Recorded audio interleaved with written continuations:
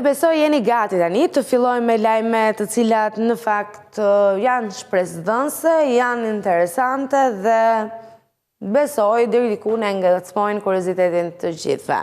Po nisim njëherë me lajmin e parë, një ilaç inovativ i prodhuar nga placenta, nga proteina e placentës ka hyrë në fazën e provave klinike te njerëzit dhe mund të shënojë një kthes historike në trajtimin e dëmtimeve të palcës kurrizore. Terapia e quajtur polileimanin synon të rikthej lëvizjen dhe ndjeshmërinë të personat e paralizuar duke stimuluar rigjenerimin e lidhjeve nervore të dëmtuara.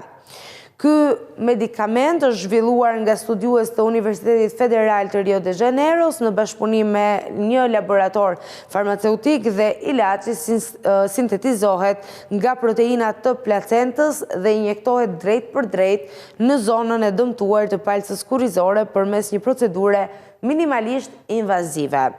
Ndryshe nga trajtimet aktuale, të cilat fokusohen kryesisht në stabilizimin e dëmtimit dhe parandalimin e përkeqësimit, kjo terapi synon të veprojë në mënyrë aktive dhe duke stimuluar rritjen e aksoneve të reja, fijet e gjata të neuroneve që transmetojnë sinjalet njerëzore. Dhe sipas studiuesve, ky ilaç i ri krijon një lloj ure biologjike në vendin e dëmtimit, duke ndihmuar në rindërtimin e rrugëve nervore të ndërprera.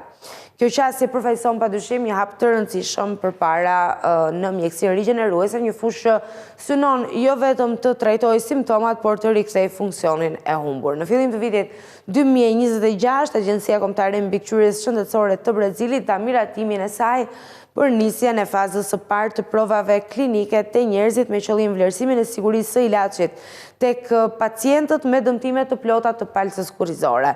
Raportet kanë shfaqur raportet paraprake janë inkurajuese, disa pacientë me paraplegji dhe tetraplegji kanë shfaqur shenja të rikthimit të funksionit motorik dhe të ndjeshmërisë. Janë lajme pozitive që urojmë edhe shpresojmë të kenë akoma edhe zhvillime të tjera të cilat nëse ndodhin padyshim do t'i përcjellim së bashku.